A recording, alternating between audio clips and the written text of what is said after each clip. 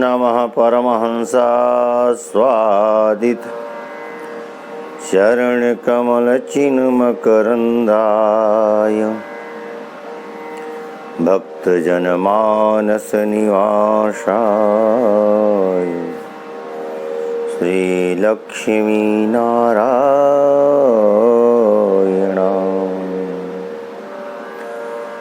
कृष्णाय वासुदेवाय हरये परमात्मने प्रणतक्लेशनाशाय गोविन्दाय नमो नमः। बोलिए सच्चिदानंद भगवान की जय, बाल कृष्ण लाल की जय, राधा रानी सरकार की जय, हनुमान जी महाराज की जय, सद्गुरुदेव भगवान की जय। अनंत कोटि ब्रह्मांड नायक परात्पर जगदीश्वर अखिलेश्वर नंद नंदन भगवान श्याम सुंदर की वांगमयी प्रतिमूर्ति श्रीमद् भागवत महापुराण भगवान भागवत के चरणों में अनंतशः वंदन प्रणिपात करते हुए समुपस्थित मातृशक्तियों, भाइयों, बहनों, नन्हे मुन्ने बालकों,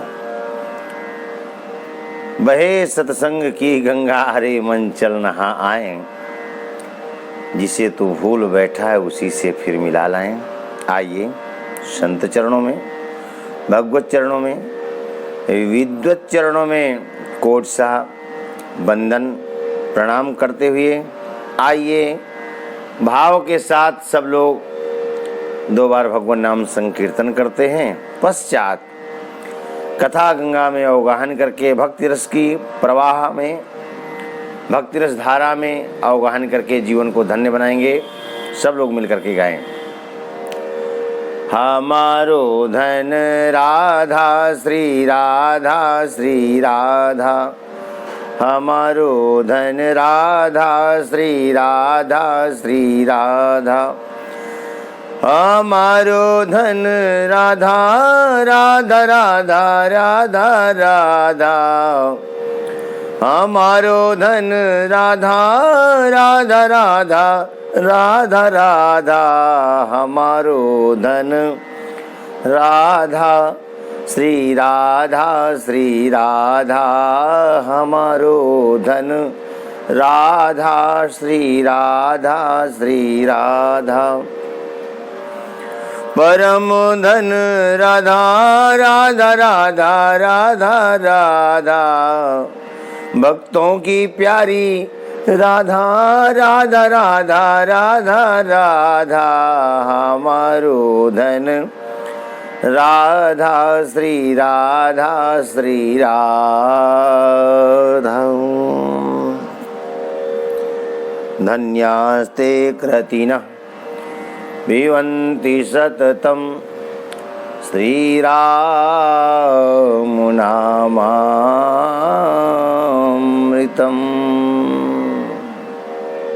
बड़भागियों लोग जो सदा सर्वदा भगवान नाम रस का, भागवतामृत का, कथा अमृत का पान करते रहते हैं, धन्य है, बड़भागी है तीर्थ, नैमिष तीर्थ, जहाँ पर शौनक आदि 88,000 ऋषि बैठ करके, पावन भूमि में बैठ करके, तपोभूमि में बैठ करके, कथा भूमि में बैठ करके पुराणों के वक्ता श्री सूत जी के मुख से भागवतामृत का पान कर रहे हैं। तीरथ बर नैमिष विख्यातम्, तीरथ वरन मिस विख्याता, अति पुनीत साधक सीधी दाता, अति पुनीत साधक सीधी दाता। बड़ा सुंदर तीर्थ है, श्रेष्ठ तीर्थ है। बड़े बड़े तपस्वी संतों के द्वारा, रसिक संतों के द्वारा सेवित है। हम सब लोग भी उसी तीर्थ के लिए गमन करते हैं और पहुंच करके आइए दत्त चित्त होकर के, एकाग्र चित्त होकर के कथा रस का पान करते हैं, जीवन को धन्य बनाते हैं। कल बीते हुए कल में आप सब लोग श्रवण कर रहे थे, धुंधकारी कहता है भैया गोकर्ण से, गोकर्ण जी तीर्थ यात्रा करके रात्रि में पहुंचे थे तो पैतृक गृह ही पहुंच गए थे, विश्राम करने लग गए तो नाना रूप धारण करके डराने का प्रयास किया। लेकिन तपस्वी ब्राह्मण कैसे डरे? गायत्री का उपासक क्यों डरे? डरते वो लोग हैं जो गायत्री का जाप नहीं करते हैं, गुरु मंत्र का जाप नहीं करते हैं, जो भगवत भजन नहीं करते हैं, वो डरते हैं। और शमशान भूमि में ही नहीं डरते, अपने घर में भी डरते हैं। हाँ माँ, मुझे डर लग रही है, अब मुझे जाना है किसी काम से, अंदर कमरे में जाना है, माँ साथ जाएगी, छोटे भाई को साथ लगाएगी, अथवा जो वहां कोई बैठा होगा बहुत डरता है, इसके साथ जाओ ना थोड़ा सा। गायत्री उपासक नहीं डरता है, गुरु मंत्र का जापक नहीं डरता है। अभयम सर्वभूतेभ्यो ददाद में तद्व्रतम ममा, भगवान का डिम डिम घोष है। गोकर्ण जी ने कहा भैया तुम कौन हो, लेकिन बोल नहीं पाया।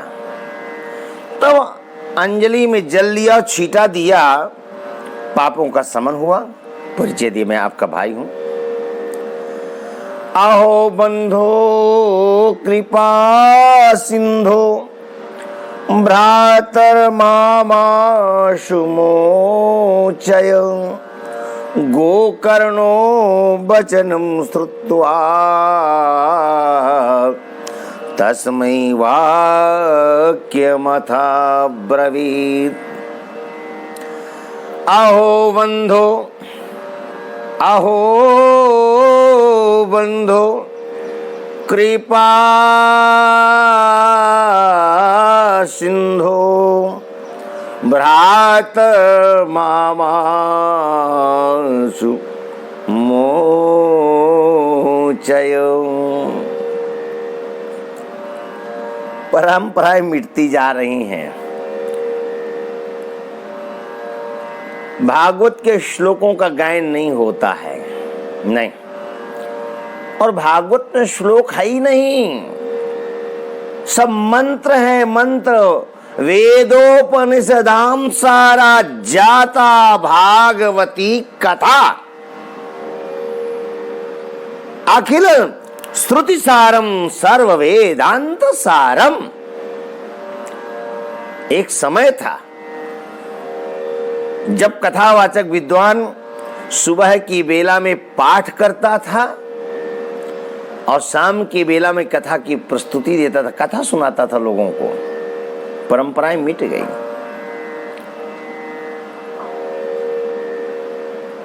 यजमान का पाठ न करो तो कम से कम अपना पाठ तो करो। कोई हजारों वक्ताओं में कोई एक वक्ता होगा जो अपना दैनिक भागवत का पाठ करता होगा।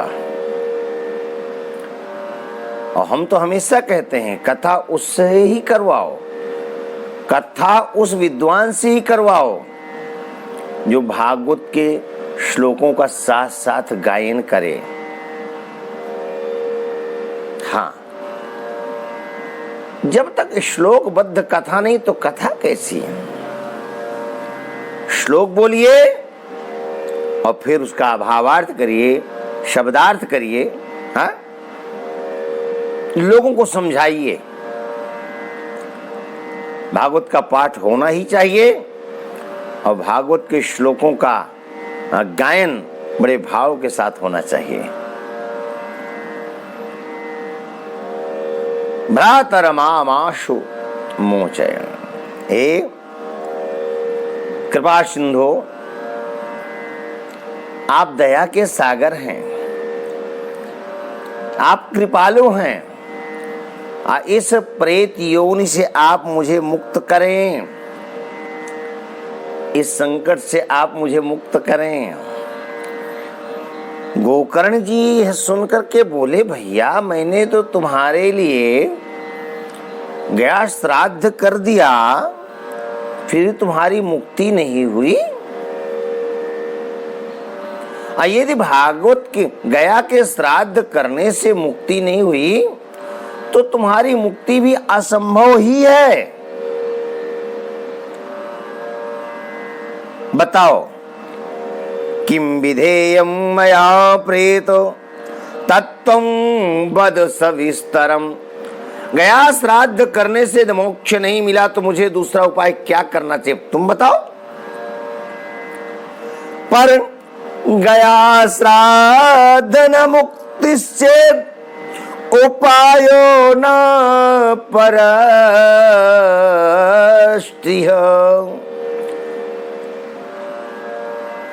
सच कहता हूं धुंधकारी प्रेत, यदि भागवत की कथा से मोक्ष नहीं मिला तो दूसरा कोई मोक्ष का साधन हो भी नहीं सकता है।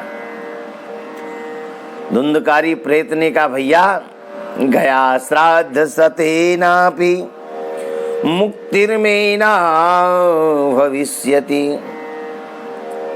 गया श्राद्ध सतेनापि मुक्तिर्मे न भविष्यति। उपायमपरं कञ्चित् त्वं विचारय सांप्रतम्।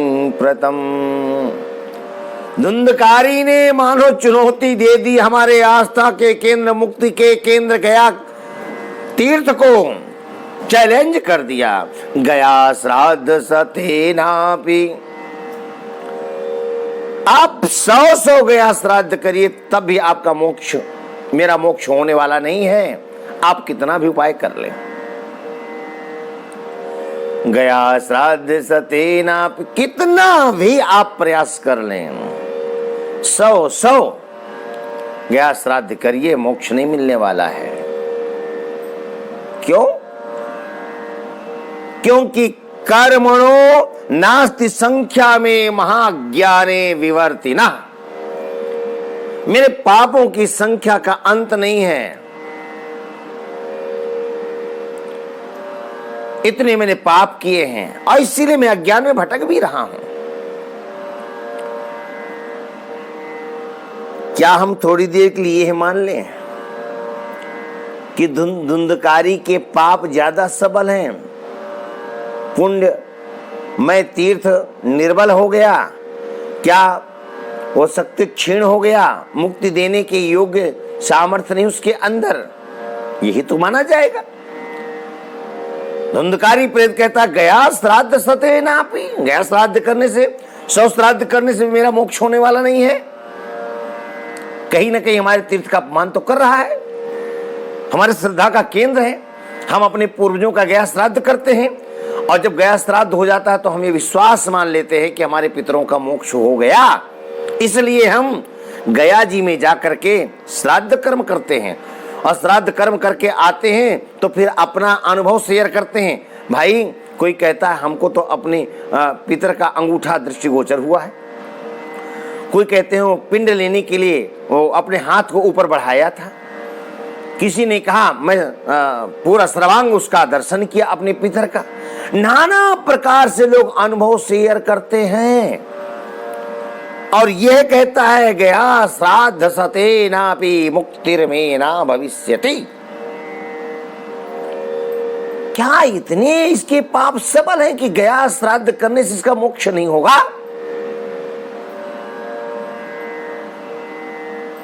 विचारणीय पक्ष है, चिंतन करना चाहिए, चिंतन। धुंधकारी ने ठीक कहा, गया श्राद्ध करने से मुक्ति होने वाली नहीं है। क्यों? गया जाकर के श्राद्ध करने से उनकी मुक्ति होती है जिनके अपने स्वजन लोग जा करके गया श्राद्ध करते हैं। किसी का बेटा जाता है, किसी का पौत्र जाता है, किसी का प्रपौत्र जाता है, हा? जिसका खून के साथ संबंध है वो जाकर के गया श्राद्ध करता है तो मोक्ष होता है। तो गोकर्ण का धुंधकारी के साथ खून का संबंध नहीं, क्या? बिल्कुल नहीं, सौदर भ्राता नहीं है। आत्मदेव जी के दोनों ही पुत्र नहीं हैं। एक गाय के गर्भ से जन्म लिया संत प्रसाद के द्वारा और दूसरा साली साहिबा के द्वारा प्राप्त हुआ। भैया आप कोई और उपाय सोचिए। ठीक कहा, गया श्राद्ध सते नापि। गोकर्ण जी कितने भी गया श्राद्ध कर लें, उपाय कोई और सोचिए। यही कारण है, सगोत्री न होने के कारण ही धुंधकारी का मोक्ष नहीं हुआ। दूसरी बात, हम लोग संसार आसक्त होकर के नाना प्रकार के कर्म करते हैं और सभी कर्म पुण्य में हो जरूरी नहीं, पाप में भी होते हैं और सर्वाधिक अधिक संख्या पापों की होती है। कई बार लोग संत कहते हैं अरे बड़ा धन कमाने में लगे हुए हो, किसके लिए कमा रहे हो? अरे कुछ अपने लिए करो, भजन करो, पूजा करो, पाठ करो, सत्कर्म करो, तीर्थाटन। अरे बाबा की बात, इतना धन कमा के जाएंगे कि बच्चों को कुछ करना ही नहीं पड़ेगा और उसी धन में से थोड़ा सा धन निकाल करके गया श्राद्ध कर देंगे, हमारा मोक्ष भी हो जाएगा और उनको पर्याप्त धन भी हो जाएगा। भूल में मत रहना। न भुक्तम क्षीयते कर्म जन्म कोटि शतैरपि अवश्यमेव भोक्तव्यम कृतम कर्म शुभाशुभम। पाप की कमाई का जो धन है उसके द्वारा श्राद्ध करने से मोक्ष होगा संभव नहीं है। निज पुरुषार्थ के द्वारा, ईमानदारी के द्वारा कमाया हुआ जो धन है उस धन से ही मोक्ष होगा। अरे कैसे नहीं होगा? हमारे पौत्र पुत्र करेंगे? नहीं, तुम्हारे पाप का जो धन आया है वो तीर्थाटन करने के लिए नहीं आया है, वो पीने के लिए आया है। बच्चे खा जाएंगे और पी जाएंगे।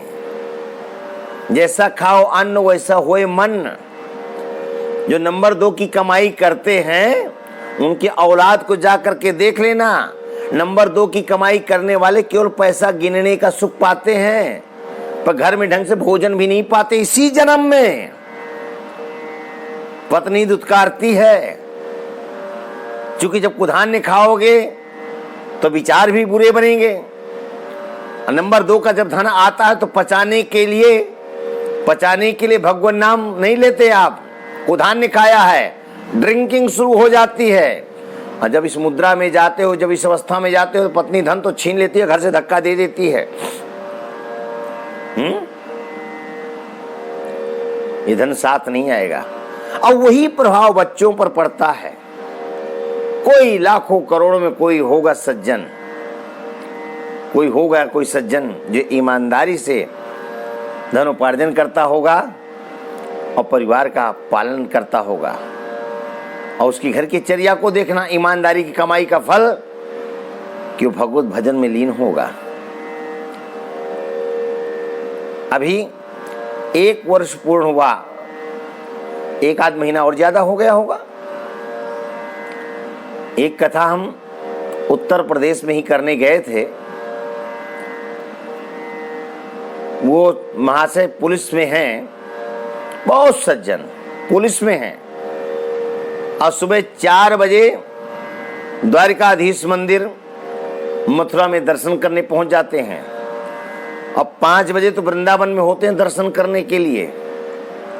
राधा वल्लभ लाल जी की मंगला का दर्शन करते हैं, शिवा कुंज जाते हैं, निधि बन जाते हैं, और कई बार तो चुपके से हमारे पास भी आ जाते हैं। प्रेम से बोलो जय श्री राधे। एक बार हमने उनको कहा, मामा जी कहते हैं, हमारे मित्र के मामा, तो हम भी उनको मामा जी कहते हैं, वैसा हमको प्यार भी देते हैं, धर्म गुरु भी मानते हैं और भांजा भी मानते हैं। बड़े सज्जन पुरुष है, साधु पुरुष है, पूरा परिवार ही साधु स्वरूप है। तो चुपके से आ जाते हैं। एक बार हमने कहा कि मामा जी आप सुबह सुबह छापा डालते हैं। बोले महाराज जी हम पुलिस वाले, हम तो ऐसे ही करते हैं। हमने कहा नहीं, कभी आइए तो फोन करके आया करिए। महाराज जी आपने कथा सुनाया है तो हमारे जीवन में कथा का तो बड़ा असर है, पर कई बार लगता है कि महाराज जी कथा तो बढ़िया करते हैं, पर देखेंगे जागने की चर्या क्या है। तो कहा जितनी बार भी हम आए आपको मंत्र जाप करते हुए, स्नान आदि करके, संध्या वंदन करके आप मंत्र जाप करते हुए मिलते हैं तो हृदय गदगद हो जाता है। हमने कहा मामा तो आप हमारी परीक्षा ले रहे थे, और हमारा मतलब ये नहीं था कि आप फोन करके आएंगे तो हम सावधान मिलेंगे। हमारा मतलब ये आप आए तो मुझसे पहले तैयार रहें, आप आए तो कम से कम 2-4 मिनट हम आपके पास बैठ पाए। मंत्र जाप करते हुए मिलते, हम आपको चाय पानी के लिए भी कुछ नहीं पूछ पाते। नहीं नहीं नहीं महाराज जी, चाय नहीं पीते हम। क्या सदाचार है, पुलिस में रहकर क्या सुंदर जीवन है। और कथाओं में कई बार पहले कह चुके हैं, हमारे एक परम भक्त हमारे लिए बहुत समर्पित है, हमें बहुत सम्मान देते हैं। यादव कुल से हैं, इटावा डिस्ट्रिक्ट से हैं, नाम भी बड़ा सुंदर है, बड़ा दिव्य है। हाँ, मेरी समझ से डीएसपी पोस्ट से रिटायर्ड हुए हैं श्याम मुरारी यादव जी। उनके यहाँ 20 वर्ष पहले हम कथा करने गए, पुलिस के कर्म अधिकारी, पुलिस के, और वो पानी पिए तो पहले हाथ धुलते थे साबुन से, और पानी पीने के बाद गिलास रखे तो हाथ धुलते थे साबुन से। सिगरेट पीने से पहले हाथ धोना, सिगरेट पीने के बाद भी हाथ धोना, साबुन लगा लगा करके। एक से बढ़कर एक सदाचारी जीवन जो ईमानदारी से कमाएगा, निश्चित रूप से जीवन सदाचार से परिपूर्ण होगा। सदाचारी होना चाहिए। सुबह जग करके सुबह दिव्य स्नान करना चाहिए, जैसे हमारे संत विद्वान करते हैं। सूर्योदय काल में सोना नहीं चाहिए। तो पवित्र आचरण जिसका होगा वो निश्चित रूप से सब कर्म पवित्र ही करेगा। तो चर्चा चल रही थी, गया श्राद्ध सतेनापि मुक्तिर्मेना भविष्यति। आप तो कोई और उपाय करिए। धुंधकारी ने एक तरह से चुनौती दी, लेकिन इसमें सार छिपा हुआ है कि गया श्राद्ध करने से मोक्ष उनको ही मिलेगा जो सगोत्रीय होंगे। गोत्र वाला जब जाकर के गया श्राद्ध करेगा तब मोक्ष मिलेगा। मेरा मोक्ष नहीं होगा। मेरे पापों की संख्या का मतलब नहीं, मैंने असंख्य पाप किए हैं, पर मेरा सगोत्रीय कोई, मेरा मतलब कुल का कोई आकर श्राद्ध करे तो मेरा मोक्ष होगा। पर आपके द्वारा यदि होगा तो कोई अन्य उपाय के द्वारा ही होगा। हम नाना प्रकार का धन कमा करके और चाहे कि मोक्ष हो जाए, मोक्ष हो जाएगा, नहीं, ऐसा नहीं है। जैसा खाओ अन्न वैसा होए मन। क्या पता आपने धन कमाया, धन भोक्ता की बुद्धि भ्रष्ट हो गई, धर्म को ही नहीं माना। अरे ये सब आडंबर है। कोई तीर्थ, कोई धाम, कोई पुरी नहीं है। नहीं किया तीर्थ तब क्या करोगे? भटकते रहोगे। तो उपाय क्या है? क्या उपाय करें? बोले मरने से पहले अपना श्राद्ध स्वयं कर लेना। अरे महाराज जी क्या बात कर रहे हो, श्राद्ध होता है मरने के बाद, मरने के पहले नहीं होता है। अरे नहीं भाई, मरने से पहले भी हो जाता है। कोई विधान है? हाँ। श्राद्ध क्या है? श्रद्धा ही श्राद्ध है। अपना श्राद्ध कैसे करें, गौर करके सुनिएगा। न बेटा के गया करने की प्रतीक्षा रहेगी, न बेटा के बेटा की, ना बेटा के बेटा के बेटा की। आप अपना श्राद्ध स्वयं कर लेंगे। कैसे? श्राद्ध क्या है? बोले श्रद्धा का ही नाम तो श्राद्ध है। हम श्रद्धा से ही तो गया जाते हैं श्राद्ध करने। हाँ जाते हैं। श्रद्धा क्या है? सतधा, श्रद्धा। सत्य को, अविनाशी को, परमात्मा को, ब्रह्म को, भगवान को धारण करने का नाम श्रद्धा है। परमात्मा को हृदय में धारण कर लें। किसी संत सदगुरु के पास जाकर, गौर करके सुनिएगा, किसी संत सदगुरु के पास जाकर के मंत्र दीक्षा ले लेना। ध्रुव जी ने तो 5 वर्ष में ही दीक्षा पा ली थी, देवर्षिनाथ ने मंत्र दे दिया था। तो किसी सदगुरु के चरणों में अपने अहंकार को झुका देना और मंत्र ले लेना। और गुरुदेव जब मंत्र लेते हैं तो मंत्र भी देते हैं, माला भी देते हैं, तिलक पुण्य आदि सब बताते हैं। तो माला भी गुरुदेव देते हैं। बोले क्या पहनाते हैं? बोले तुलसी की माला पहना देते हैं। तुलसी की जो माला पहन लेते हैं, फिर उनके पास में यमराज के दूत नहीं आते हैं। नहीं, श्रद्धा, श्रद्धा के साथ गुरु मंत्र का जाप करने से और श्रद्धा के साथ तुलसी की माला धारण करने से फिर यमराज के दूत नहीं आते हैं। कौन आता है? बोले भगवत पार्षद आते हैं। फिर उनको यमराज के दूत आकर के पकड़ते नहीं हैं। नहीं, माला पहन लिए तुलसी की। तुलसी की माला पहनने मात्र से यमराज के दूत नहीं आते हैं।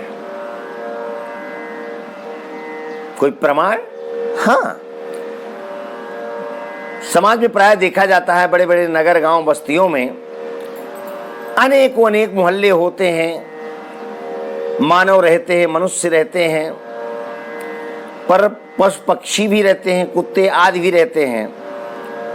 तो कई बार किसी मार्ग से हम निकल रहे होते हैं तो कुत्ता काटने को दौड़ते हैं। जिन लोगों पर आप बीती घटना होती है वो जाते हैं, शिकायत करते हैं नगर पालिका में, नगर निगम में, म्यूनिसिपैलिटी में, नगर पंचायत में। तो अधिकारी लोग कर्मचारियों को भेजते हैं, भैया फला फला क्षेत्र में कुत्ते लोगों को काटते हैं, जा करके उन कुत्तों को पकड़ो और वन प्रांत में छोड़ दो, एकांत में छोड़ दो। आवारा कुत्तों को पकड़ो और जंगल में छोड़ दो। कर्मचारी चलते हैं, अधिकारी बुलाते, बोले इधर आओ, ध्यान रखना, एक ही काम करना, आवारा कुत्तों को ही जंगल में छोड़ना, पालतू कुत्तों को नहीं। फालतू कुत्तों को जंगल में छोड़ना है। पालतू, फालतू, हाँ, पालतू कुत्ता वह जिसके गले में लोहे की जंजीर पड़ी होगी। पालतू कुत्ता वह जिसके गले में चमड़े का बेल्ट पड़ा होगा। जिस कुत्ते गले में जंजीर या बेल्ट पड़ा हो उसको पकड़िएगा नहीं, मालिक को बताइएगा आपके कुत्ते काटने को दौड़ते हैं, लोग शिकायत करते हैं, आप इनको अंदर रखिए, पालते हैं तो इनकी सुरक्षा करिए और लोगों को सुरक्षा दीजिए। और फालतू कुत्ते यानी आवारा, उनको जंगल में छोड़ दीजिए। देखा? तो पालतू कुत्तों को नहीं पकड़ सके, मालिक को जाकर बताया आपके कुत्ते काटते हैं, लोगों को पकड़िए, लोगों को सुरक्षा दीजिए। चमड़े का बेल्ट पड़ा होने से पहचान हो गई कि किसी के द्वारा पालित हैं। लोहे की जंजीर पड़ी होने से बोध हुआ ये किसी के द्वारा पालित हैं। लौकिक जगत में उनको नहीं पकड़ा गया, केवल हिदायत दी गई, लेकिन आवारा कुत्तों को छोड़ दिया गया।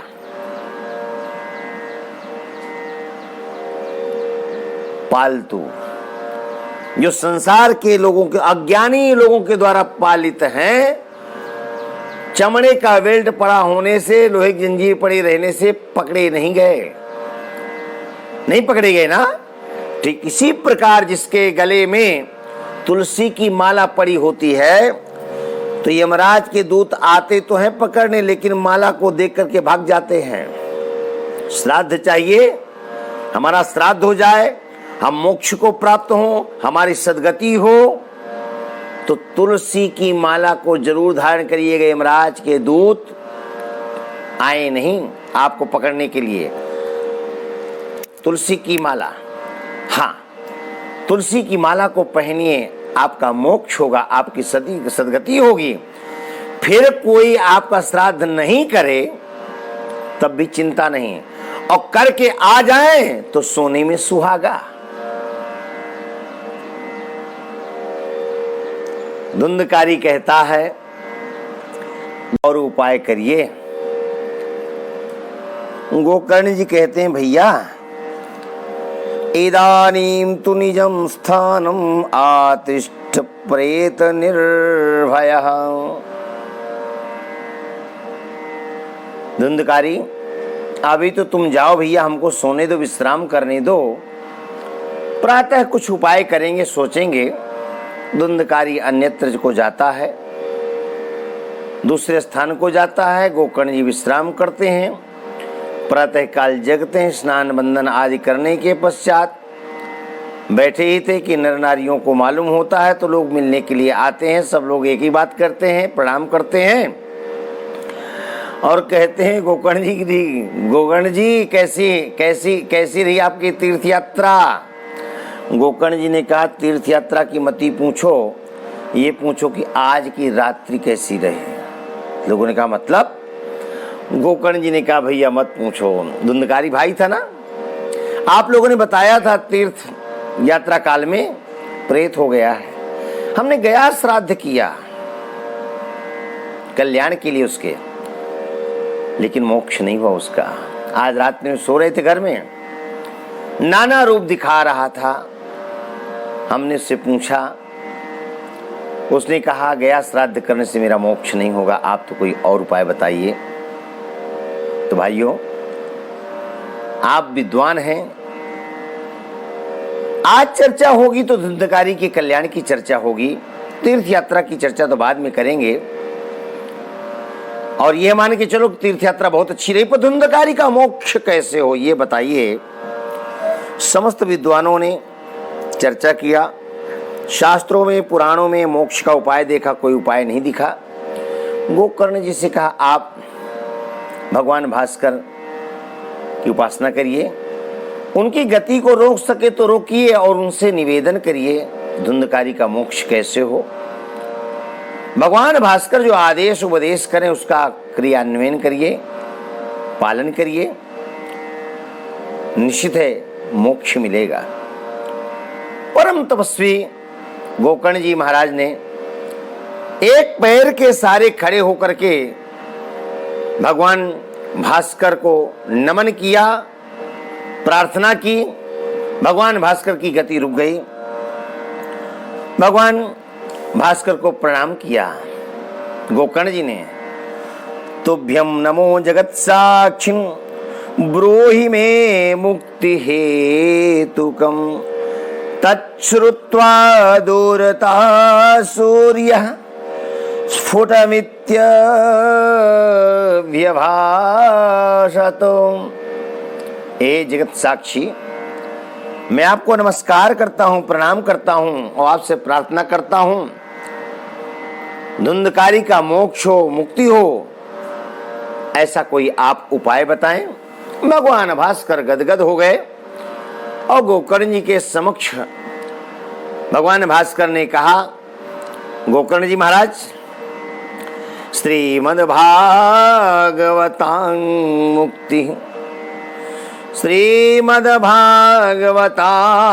मुक्ति सप्ताहं वाचनं कुरु इति सूर्यवचा सर्वैर् धर्म रूपम तो विस्तृतम। भगवान भास्कर ने आदेश किया कि आप धुंधकारी के मोक्षार्थ आप भागवत का पारायण करिए, मोक्ष मिलेगा। सब लोगों ने भगवान भास्कर के आदेश को, उपदेश को श्रवण किया, सब तैयार हो गए। गोकर्ण जी थोड़ी सा चिंतित थे। नगर के लोगों ने पूछा क्यों? गोकर्ण जी ने कहा आदेश तो कर दिया भगवान भास्कर ने, पर भागवत की कथा कराना बहुत कठिन है, बहुत व्यवस्था करनी पड़ती है। लोगों ने कहा व्यवस्था की चिंता छोड़ो, कथा तो कर सकते हैं ना आप। अरे बोले सो तो कर देंगे, बोले बाकी व्यवस्थाएं हम संभाल लेंगे।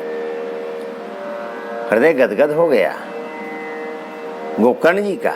नगर वासियों ने कहा धुंधकारी केवल आपका अपना नहीं, हम सबका, हमारे नगर का है।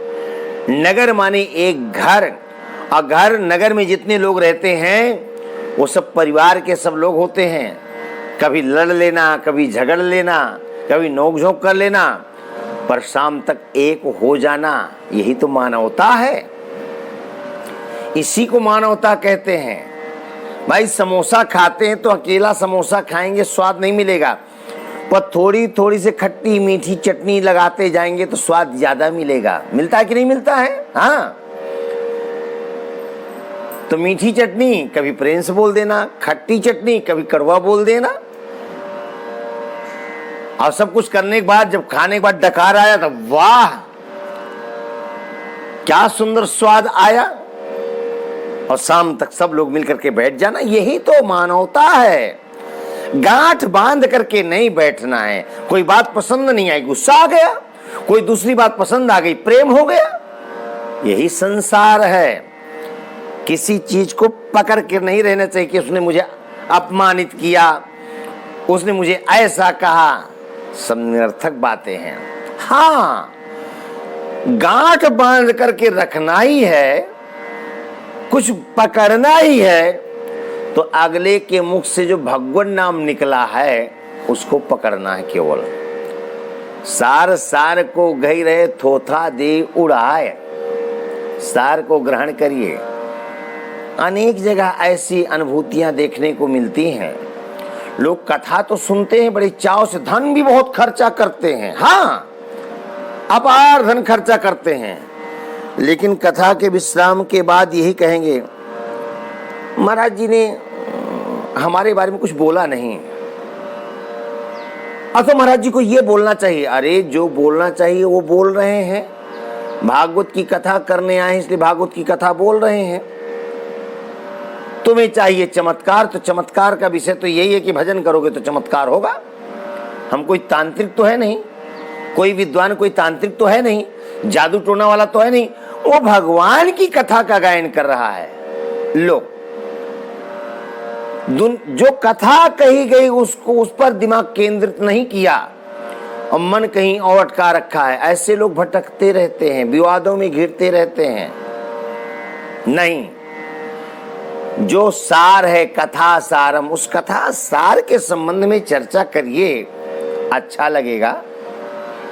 यदि भटकोगे तो कष्ट आपको मिलेगा, क्योंकि ये आपकी आजादी, आपकी स्वतंत्रता, आप क्या सोच रहे हैं और क्या कर रहे हैं और किसके बारे में क्या सोच रहे हैं। पर हम तो यही कहेंगे कि कथा में धन लगाया जा रहा है भगवत चरणों के प्रीति के लिए, अनुराग के लिए।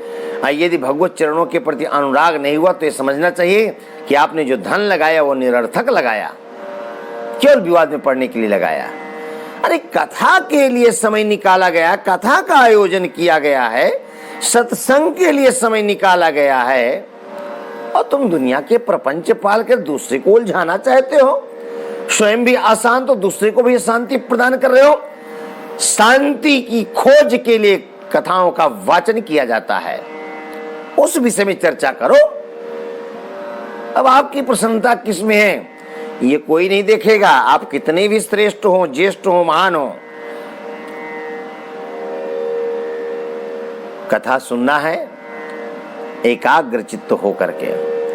तो हम लोग कथा सुने, श्रीमद् भागवतान मुक्ति सप्ताहम वाचनम कुरु। लोगों ने कहा आप कथा करिए, और हम पूरा सहयोग करेंगे। लोगों ने सहयोग किया, सुंदर व्यवस्थाएं हुई, व्यास गद्दी पर आसीन हुए गोकर्ण जी महाराज।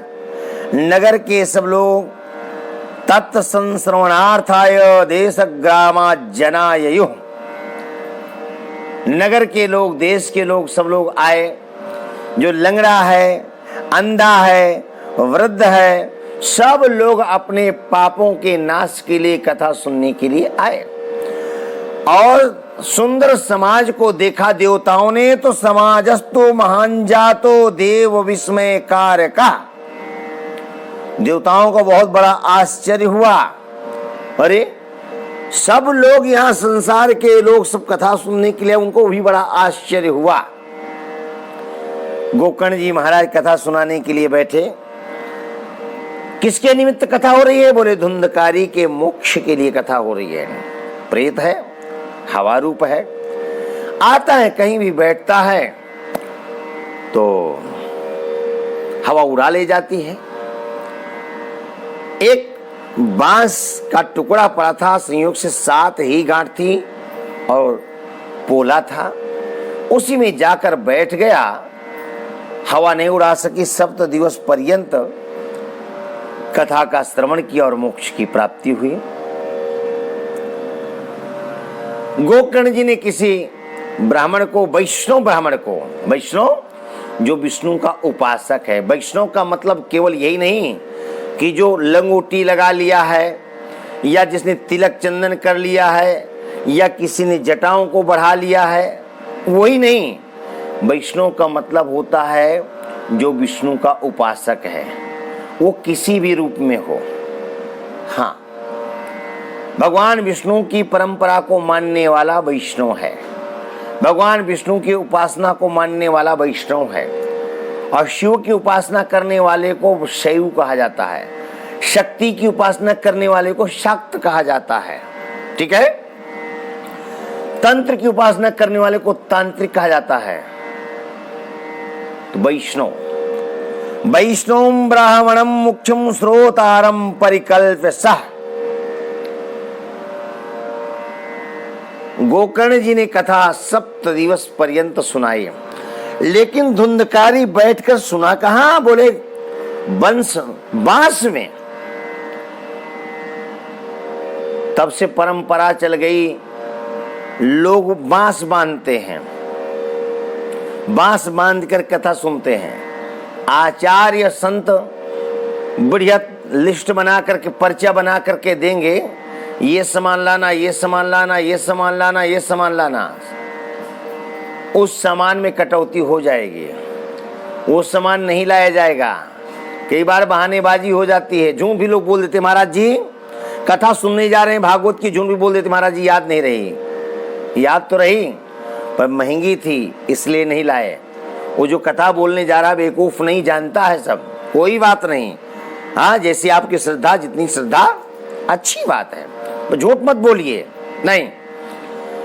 पर 7 गांठ का बांस कोई आचार्य नहीं लिख कर देता कि आप लाइएगा, बांधिएगा। हाँ, झंडा लगाने के लिए, ध्वजा लगाने के लिए बांस की आवश्यकता पड़ती है।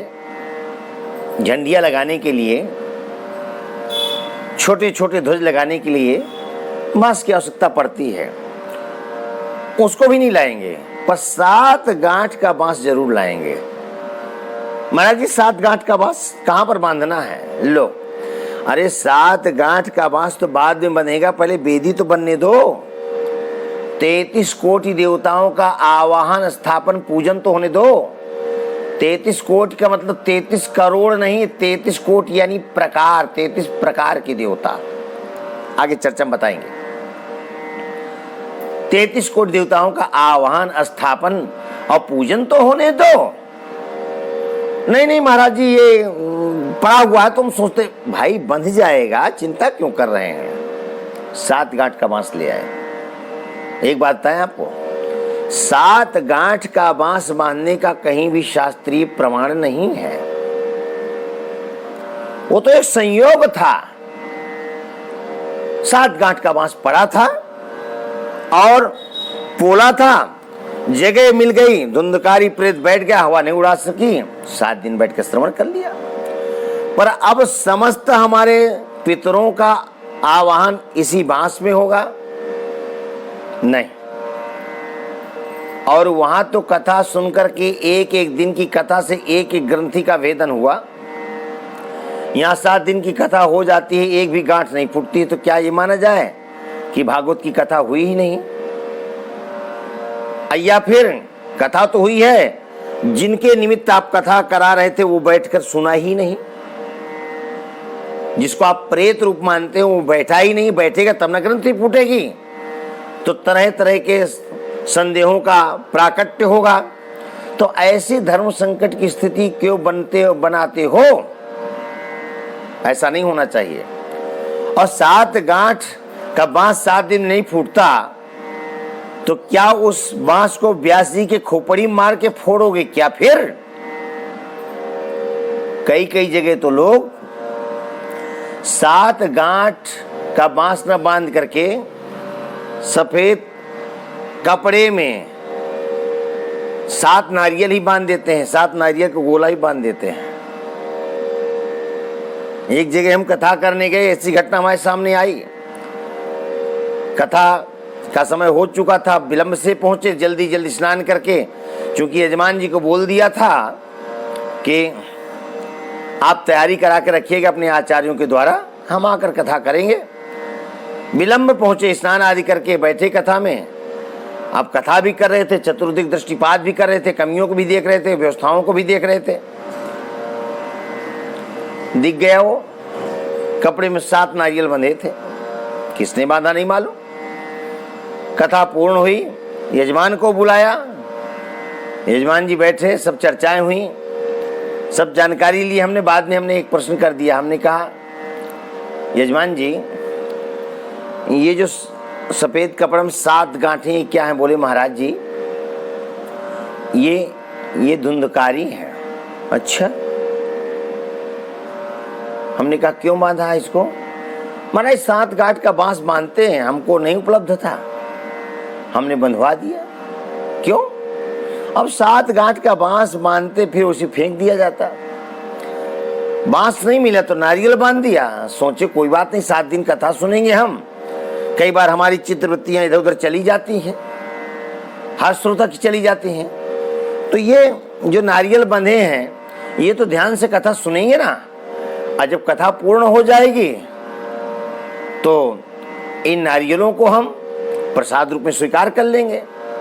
हमने कहा महाशय ऐसा नहीं करते, 7 नारियलों को आपने 7 ग्रंथियों के रूप में आपने स्वीकारा है, इसमें धुंधकारी बैठा है, कल्पना है आपकी। तो जब 7 दिन के बाद कथा के विश्राम पर इन नारियलों को आप पाएंगे तो पहले तो एक धुंधकारी था, फिर आपके यहाँ 7 धुंधकारी पैदा हो जाएंगे। महाराज जी ऐसा क्या? मैंने कहा ऐसा ही होता है, ये सब नहीं बांधना करना चाहिए। खैर वो अपनी जीत पर अड़े रहे, हमने कहा हमको क्या करना है। लेकिन 7 गांठ के बांधने का कोई शास्त्रीय विधान नहीं है। हाँ, जिसके लिए कथा कराई जा रही है, जिसके निमित्त उनका आवाहन करना चाहिए, आसन देना चाहिए, छाया चित्र है तो छाया चित्र रख देना चाहिए। आप आइए, आपके कल्याणार्थ, आपके मोक्षार्थ कथा का आयोजन हो रहा है। आप आइए, कथा सुनिए, अपना मोक्ष ग्रहण करिए, यह निवेदन किया जा सकता है। लेकिन लोग बांस बांधते हैं। महाराज बांस बांधना, अरे भाई विधान नहीं है। अरे इस नाते पूजन हो जाता है तो पूजन नहीं करना चाहिए? अरे पूजन तो करना चाहिए, पर इसमें यही कल्पना की धुंधकार इसी में बैठकर सुनेगा तभी मोक्ष होगा, ये कल्पना निरर्थक है, गलत है। बांस की पूजा, हाँ बांस की पूजा कर सकते हैं। अभी ध्वजा लगाएंगे तो बांस में ध्वजा नहीं बांधेंगे आप, थोड़े छोटे छोटे ध्वजाएं नहीं लगाएंगे आप। बांस के पूजन का निषेध कहाँ है? क्यों? बोले वंशस्तु भगवान रुद्रा। बांस क्या? बोले साक्षात भगवान शंकर ही रुद्र बन करके आए, शंकर ही बांस बन करके आए। क्यों बनकर आए? क्यों? क्योंकि मेरे द्वारा वंशी का निर्माण होगा और वंशी के रूप में मैं आकर के भगवान के आधारोष्ट का पान करूंगा। भगवान शंकर कान्हा के आधारोष्ट का पान करने के लिए बांस बनने के लिए भी तैयार हैं। बांस बन गए, बांसुरी बन गए और कान्हा के आधारोष्ट का स्पर्श पा गए। भक्त अपने भगवान को पाने के लिए क्या क्या नहीं करता है। बांस कोई और नहीं, साक्षात भगवान शंकर हैं। पूजन किया जा सकता है पर बांस की अगरबत्ती नहीं जलाई जा सकती है। बांस को जलाया नहीं जा सकता है, नहीं, निषेध है, दोष है। और हमारे पास में ही मुश्किल से 50 मीटर भी नहीं है दूरी, बिल्कुल पास में छात्रावास, संस्कृत छात्रावास, वैजयंती छात्रावास, यहाँ पर बहुत सारे छात्र रहते हैं, विद्यार्थी रहते हैं। हमारे मित्र आचार्य बनवारी लाल गौड़ जी का विद्यालय है, तो आचार्य हमारे अच्छे मित्र हैं।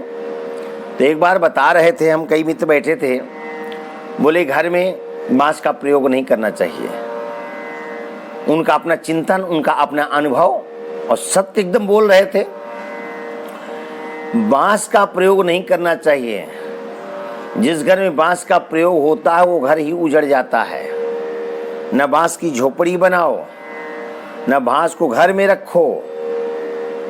बांस को रखना ही नहीं चाहिए। बहुत व्यापक उन्होंने अपना अनुभव बताया, हमको भी बात अच्छी लगी। अच्छा, आचार्य है, विद्वान है, बिना प्रमाण की कोई बात बोलते नहीं है। और इस समय कोरोना काल चल रहा है। जिस दिन से कोरोना लॉकडाउन चालू हुआ उस दिन से 3-3, 4-4 घंटे बैठ करके हवन यज्ञ कर रहे हैं विश्व कल्याण के लिए, जगत कल्याण के लिए। और यमुना जी में भी जाकर के तर्पण आदि करते हैं। बड़े कर्मनिष्ठ और धर्मनिष्ठ और बड़े ही विनोदी स्वभाव के हैं। तो कोई चीज का जब वो शेयर करते हैं हम बड़े गौर करके सुना करते हैं। हमको यहाँ पर ये बात याद आई, लोग बांस बांस बांस चिल्लाते हैं। हर जगह हर चीज की उपयोगिता सिद्ध नहीं होती है और हट धर्मिता भी नहीं होनी चाहिए, नहीं होनी चाहिए। नहीं, अगरबत्ती मत जलाओ, जलाना है तो धूप बत्ती जलाओ, फूल बत्ती जलाओ, फूल बत्ती से भगवान की आरती करो। वंशस्तु भगवान रुद्रा, साक्षात भगवान शंकर है। तो पूजन का निषेध नहीं, लेकिन सप्त ग्रंथियों में कल्पना करना है केवल बांस ही बांस, ऐसा नहीं, केवल आवाहन करना है। और इसके पश्चात व्यास गद्दी में तो बैठे ही थे, गोकर्ण जी महाराज उपदेश करना शुरू कर दिए। एक परम वैष्णव ब्राह्मण को यजमान के रूप में स्थापित किया और कथा का प्रारंभ किया। कथा का प्रारंभ हुआ तो महाराज धुंधकारी एक एक दिन के कथा के श्रवण से सप्त ग्रंथियों को वेदन करके मोक्ष को प्राप्त हुआ। प्रथम दिन की कथा हुई, कथा को विश्राम हुई, कथा का विश्राम हुआ। लोग बैठे थे, देखते देखते एक घटना घटी, एक आश्चर्य। जो 7 गांठ का बांस पड़ा था उसकी एक ग्रंथि तर तर तर करके टूट गई, चटक गई। लोगों को आश्चर्य हुआ। लेकिन क्रमशः एक एक दिन करके 7 दिनों में 7 ग्रंथियों का भेदन हो गया। 7 ग्रंथियों का भेदन हुआ। प्रथम स्कंद से 12 स्कंद पर्यंत कथा श्रवण करके और आज चतुर्भुज रूप धारण करके प्रकट हो गया। कौन? बोले धुंधकारी। दिव्य रूप धरो जातस तुलसी धाम मंडित पीतवासा घनश्यामो मुकटी कुंडलान्वितः मुकुटी कुंडलान्वितः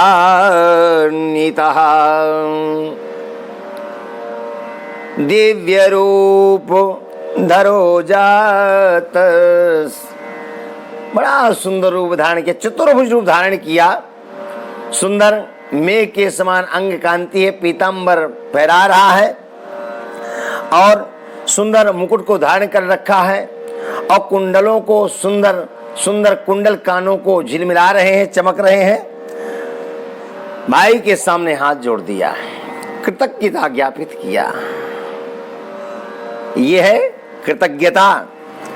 ननाम भ्रातरम सद्यो गोकर्णमिति चाब्रवीत त्वयाहं मोचितो बंधो कृपया प्रेत कश्मलात्।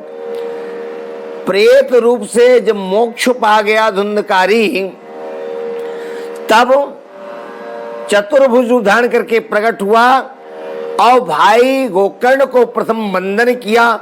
16 श्लोकों के द्वारा, 16 श्लोकों के द्वारा बड़ी दिव्य स्तुति की, यानी भगवान नारायण का षोडशोपचार के द्वारा पूजन किया। कौन? बोले चतुर्भुज रूपधारी धुंधकारी।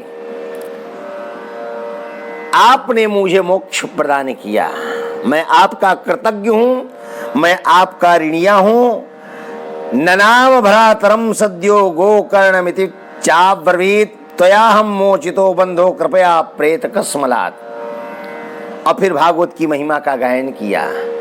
धन्या भागवती वार्ता प्रेत पीड़ा विनाशिनी सप्ताहोऽपि तथा धन्यः कृष्ण लोक फल प्रदाम। धन्या भागवती वार्ता प्रेत पीड़ा विनाशिनी, प्रेत पीड़ा विनाशिनी। भागवत की वार्ता धन्य है। क्यों? बोले प्रेत पीड़ा का नाश करने वाली है। सप्ताहोऽपि तथा धन्य, सप्ताहोऽपि तथा धन्य। इसका सप्ताह पारायण भी धन्य। क्यों? बोले कृष्ण लोक फल प्रदाम। गौर करके कथा को सुनिएगा, सार समाया हुआ है। सार पहले महात्म्य सुने ना आप। कृष्णेन सा सायुज्यम सपुमान् लभते ध्रुवम।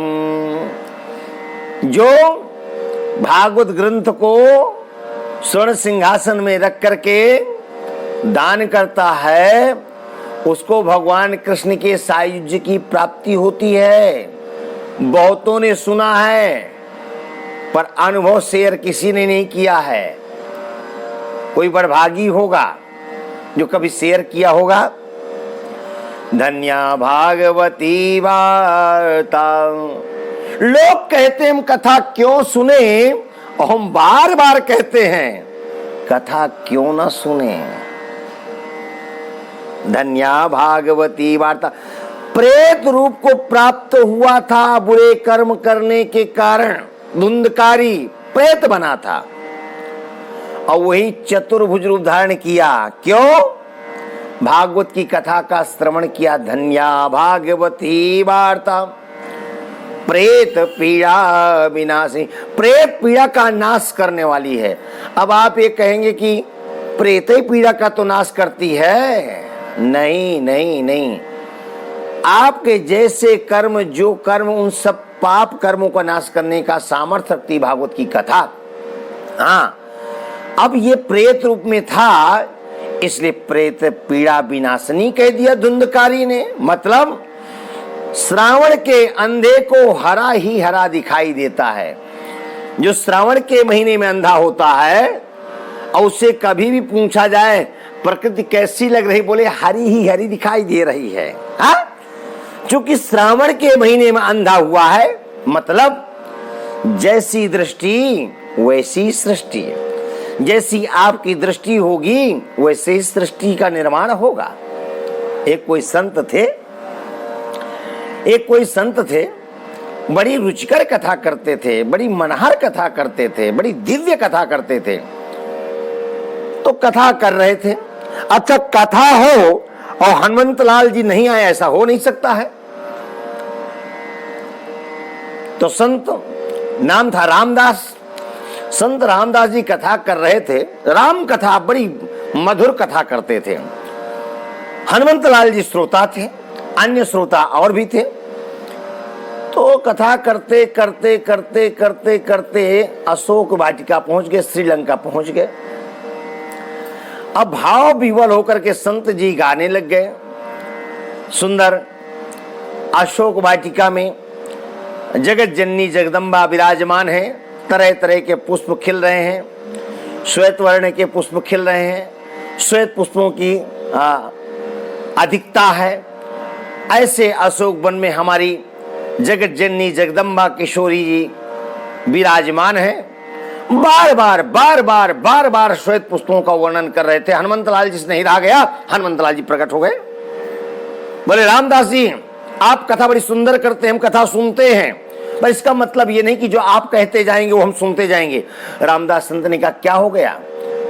हनुमंतलाल जी ने कहा रामदास जी, लंका मैं गया था, आप नहीं गए थे, और जहां पर जगदम्बा हमारी बैठी थी वहां पर श्वेत वर्ण के पुष्प थे ही नहीं। रामदास जी ने कहा कैसे पुष्प थे? बोले जितने भी पुष्प थे सब रक्त वर्ण के पुष्प थे। दोनों भक्तों का विवाद हो गया। अब ये स्थिति हो गई कि बस लग रहा था महाभारत हो जाएगा। किसी ने कहा, श्रोता ने उठकर कहा, आप दोनों के बीच में हम तो बोल नहीं सकते हैं, पर हनुमंतलाल जी आप लंका गए हैं जरूर, पर संत जी झूठ तो नहीं बोलेंगे, और संत जी जो कह रहे हैं वो भी ठीक है।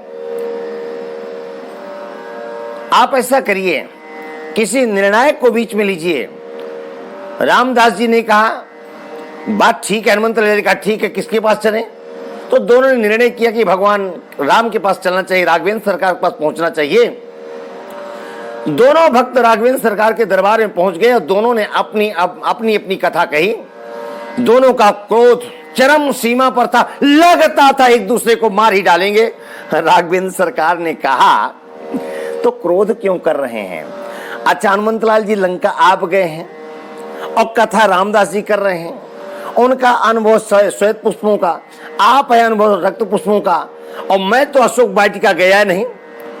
अशोक वाटिका में जो रहा उससे पूछा जाए तो किशोरी जी के पास गए, वही बात रखी। हनुमंतलाल जी रक्त पुष्प कह रहे हैं और रामदास जी श्वेत पुष्प कह रहे हैं। अब राघवेंद्र जी तो समझते नहीं थे तो किशोरी जी के पास ले आए।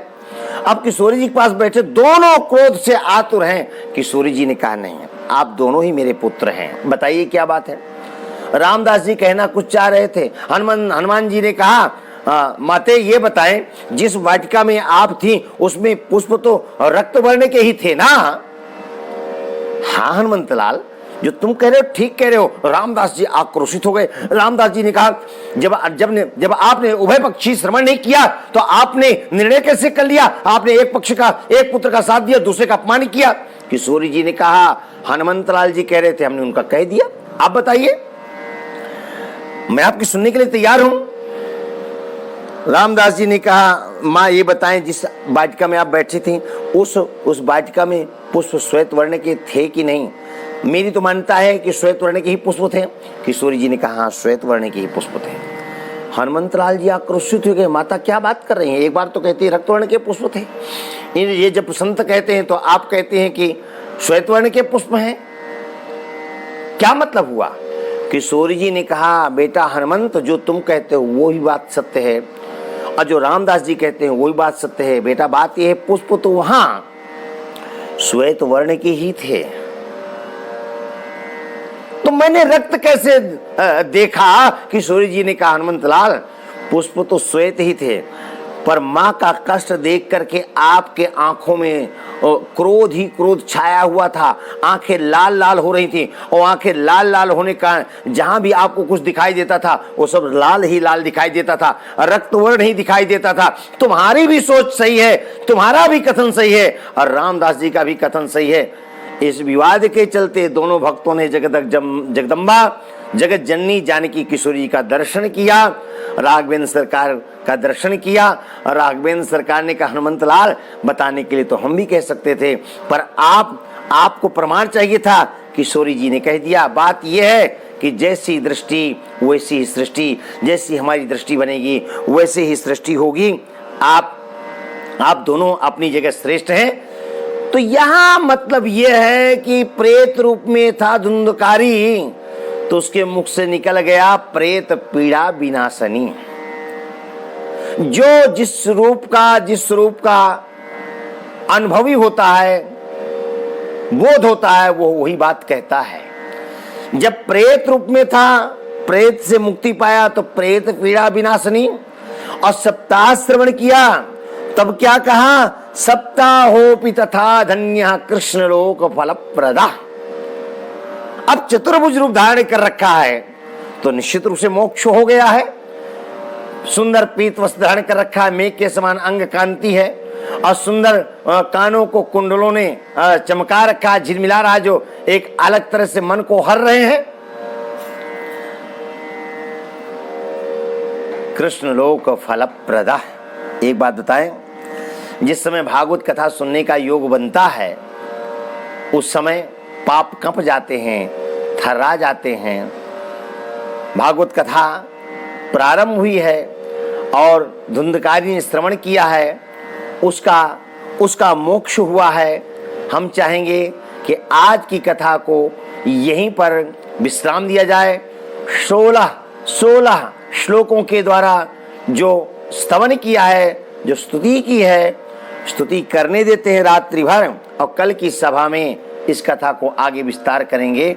हम नहीं चाहते हैं कि श्लोकों को जल्दी जल्दी खींच ले जाएं।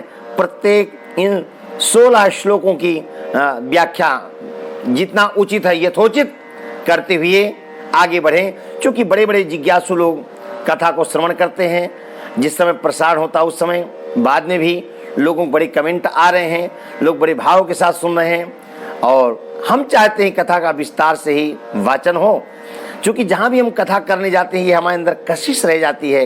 हम प्रत्येक जजमान से यही कहते हैं, कथा से आप तो संतुष्ट हैं लेकिन हमको संतुष्टि नहीं हुई, क्योंकि कथा का विस्तार नहीं हो पाता है। ये जीवन मिला है भगवत भजन के लिए, भगवत साधना के लिए। कथा में जीवन हो जाना चाहिए। तो आज की कथा को यहीं को विश्राम। आइए, गोविंद जय जय